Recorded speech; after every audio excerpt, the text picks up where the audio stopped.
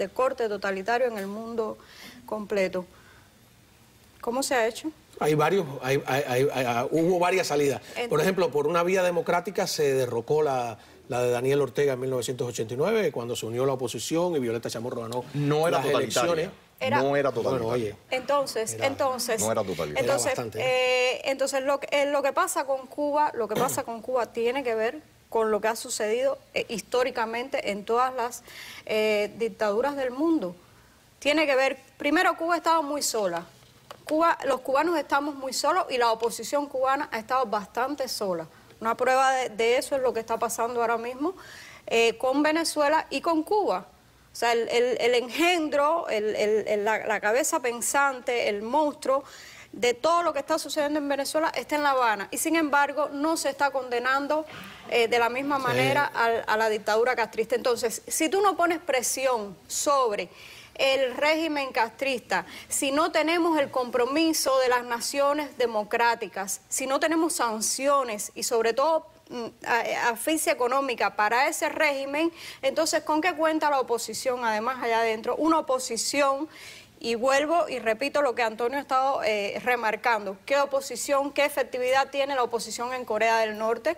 Y entonces en la dictadura que tenemos en Cuba, muchas veces se cuestiona a la oposición sus niveles de efectividad, incluso se llega a decir que la oposición está alejada del pueblo. Sí, como si la culpa fuera de la oposición. Cuando allá adentro, ahora mismo, Cao, dime, ¿cuántos carros, cuántos coches tiene la oposición cubana para moverse?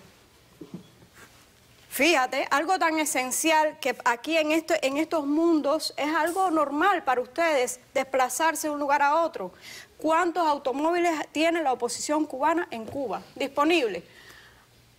No, entonces, es igual cuando la gente te dice, no, hay en Cuba? A Rodiles no lo conoce nadie, a Giovanni no la conoce nadie. Digo, bueno, en caso de que sea cierto, eso no es culpa ni de Rodiles ni de Giovanni, sino del sistema que no les da acceso a los medios de difusión. En eso tú tienes toda la razón, ¿no? Entonces, simplemente, ¿cómo se derrota a una tiranía de 60 años? ¿Cómo? De 60 años, tiene que haber primeramente una gran presión sobre esa tiranía y tiene que haber una asfixia económica y tiene que haber un apoyo y un reconocimiento a esa oposición como un actor político y un apoyo material, logístico a esa gente que está dentro de Cuba, súper controlada, maniatada, vigilada, quirúrgicamente controlada. Nuestras casas permanecen vigiladas. Yo no puedo irme a una calle, a una esquina a dar un sermón político porque me van a ir arriba y lo primero que es que saliendo de la casa te van a arrestar. Entonces, la tenemos bien difícil allá adentro y la gente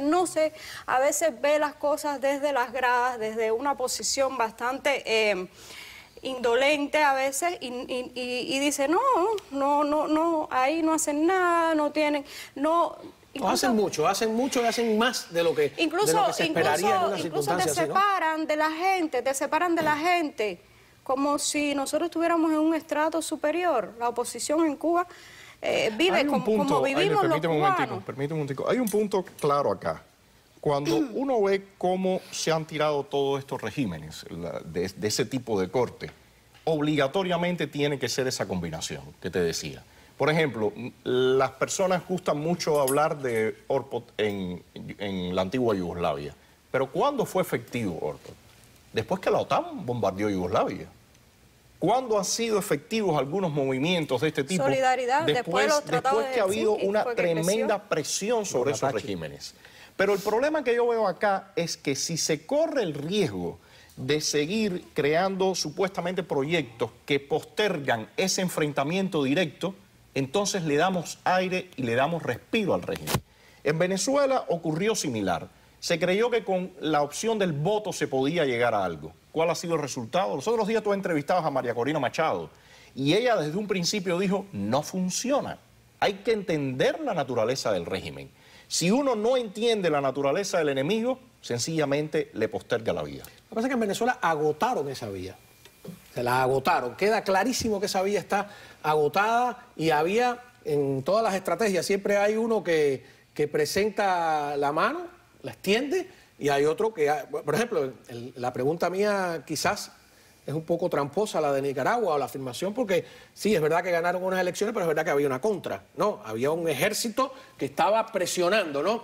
Lo que yo me pregunto es que yo no veo por qué una cosa excluye la otra. Bueno, espérate, mira acá, yo te voy a decir algo. Si ya tenemos el televisor previo de Venezuela, que nos está diciendo todos esos errores, ¿por qué hay que esperar repetirlos aquí?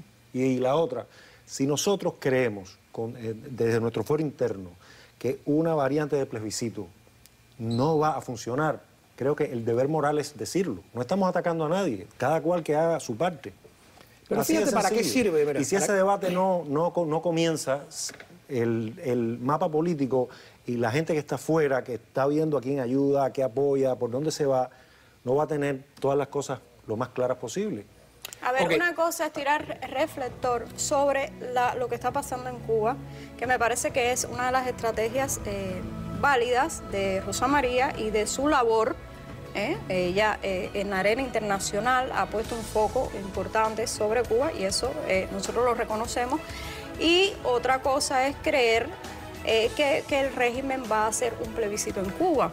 Son cuestiones diferentes. Y vamos, disculpa, no te quiero interrumpir. Sí. Me toca ir a la pausa, no tengo la menor intención de interrumpir. Cuando regresemos, aquí tenemos a Claudio, que es una prueba de los riesgos que sufre y a los que se enfrenta esa oposición dentro del país, no solo él, sino su familia en general. Ya volvemos.